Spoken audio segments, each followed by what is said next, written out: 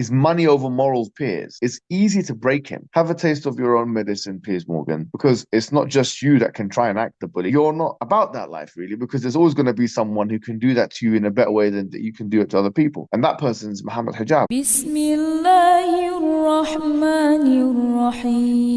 Assalamu alaikum, brothers and sisters. If you're watching this video and it's Salah time, please pause it and go pray and come back when you're done. Please check out the description section of this video to support the channel. I'm sure most of you saw Mohammed Hijab totally obliterate an Israeli shill lawyer along with Piers Morgan on his own show. I must admit it was poetic justice to see Piers Morgan crumble under the very same tactics and slogans he has used over the last year to paint Israel's evil genocide in Palestine as if it is a fair and moral fight. My brother Mohammed squeezed Piers in the exact same way he does to his pro-Palestinian guests. And after all the dust settled, Mohammed Hijab did a post-debate analysis with his fellow Muslim Sneako to describe his very deliberate and methodical strategy.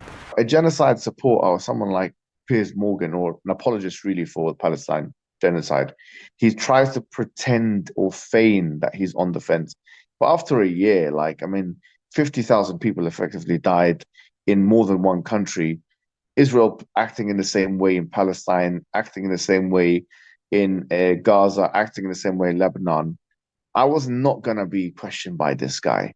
And I don't mind if anyone comes and says, well, you're very arrogant the way you've dealt with this, very distasteful, very unbecoming. I say, you know what, it doesn't matter what you think, because with all due respect, I would rather look arrogant and be dominating with an enemy or with an individual who's an apologist for the genocide than look professional but weak at the same time. So it's a trade-off I was happy to have. And I think this is the only way to deal with people like this. And I think it was, from my perspective, it fulfilled the strategic function of showing the hypocrisy of Piers Morgan. Because when he was questioned with the same words and the same interrogations that he uses to question other people about Israel, does Israel have a right to defend itself?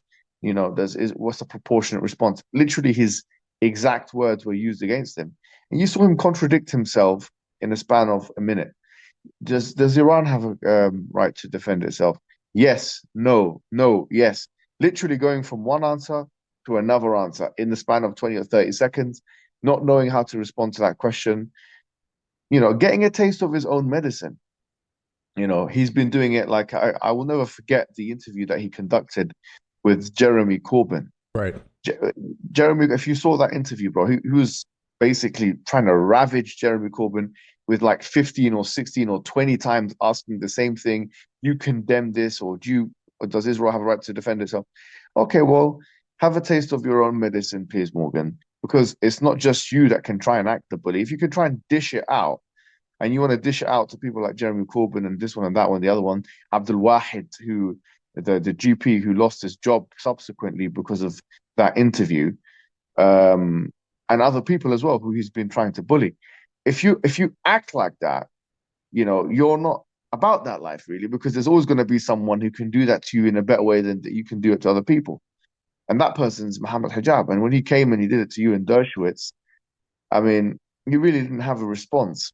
The physiognomy of Piers Morgan said it all. His facial expressions, his physiological reactions. He was a defeated man. And that's all I wanted to do. And some people say it's distasteful, but to be honest with you, I don't care what I have to say about that. I like the way you describe a debate as the ring. You're not just in there to have a friendly conversation when it's somebody who's opposing your entire worldview. And, it's all about optics and there's a big stage. It really is a fight. Brother Mohammed was right to say anyone sitting on the fence on a clear-cut issue such as Israel and Palestine might as well be siding with Israel. We don't have to go back to 1947, just compare the death toll between these two countries over the past year. And just on that merit, if anyone refuses to acknowledge that Israel is oppressing Palestine, then they clearly have an agenda. Mohammed Hijab is right. Why should he care if he comes across arrogant or flippant to these genocide enablers, or anyone else for that matter, when they don't care one bit how they come across when they're making up excuses for the children and the innocent people Israel is massacring. This is how we should all speak to anyone justifying war crimes. The time for civil discourse is done. We have to be harsh with facts because people's very lives are on the line. And like the brother said, when he employed the very same interrogation tactics on Piers Morgan that Piers uses on others, it not only showed Morgan's hypocrisy, but it also took away the fake morality he pretends to display in order to keep getting engagement on his coverage of such horrific prolonged circumstances. And as Brother Mohammed said, Piers's bullying tactics have not only aided Israel in their propaganda, but they have also caused those who are simply standing for justice to be demonized and ostracized. And it was about time he got a taste of his own medicine and was on the receiving end of his own bullying tactics. And I'm not going to lie, it was so satisfying to see Piers get annihilated on his own platform while barely being able to muster up any more excuses for Israel. Let's take a look at the next clip where Mohammed Hijab tells Sneako exactly what he did to pick apart Piers and his creepy lawyer guest.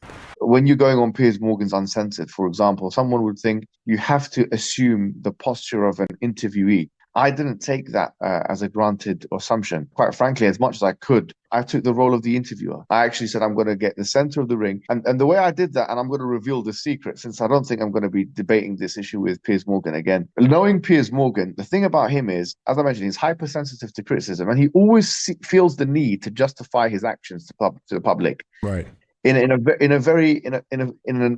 I mean, everyone can do that to some extent. I mean, there's a healthy amount of doing that to just explain to the public or whatever if people are really curious. But he does it because and it came out in his interview, if you really paid attention, he cares too much what even his adversaries think about him. So he said, what do you think of me, Mohammed? What do you think of me? Who cares what I think of him? I mean, I don't care what he thinks of me.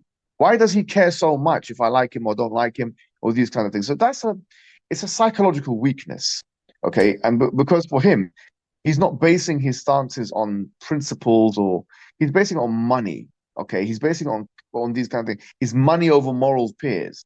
So someone with that kind of psychological profile, it's easy to break him, okay? It's actually quite easy to break him. It's a mind game that must be played with him because the first thing is, Dershowitz is the same, by the way. You'd have noticed that when I was speaking to him about Epstein's Island, he kind of crossed his arm, he became like a little girl. Oh, I'm telling you, I didn't go to the island. I mean, why are you? I mean, the way he spoke about that is, people are saying in the comment section, it's very incriminating. You know, people are saying that people are saying in the comment section, he sounds guilty. I mean, it's unbelievable. Like, you know, he went down with a jab, really, because both of them are, like I say, fragile psychologically. So if you know that the person's a disturber and is a liar and is playing a game with you, he doesn't really know the facts.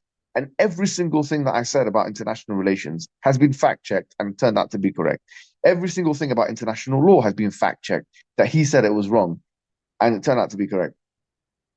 So if these people are going to poison the well and lie about the facts, okay, well, let's play a game.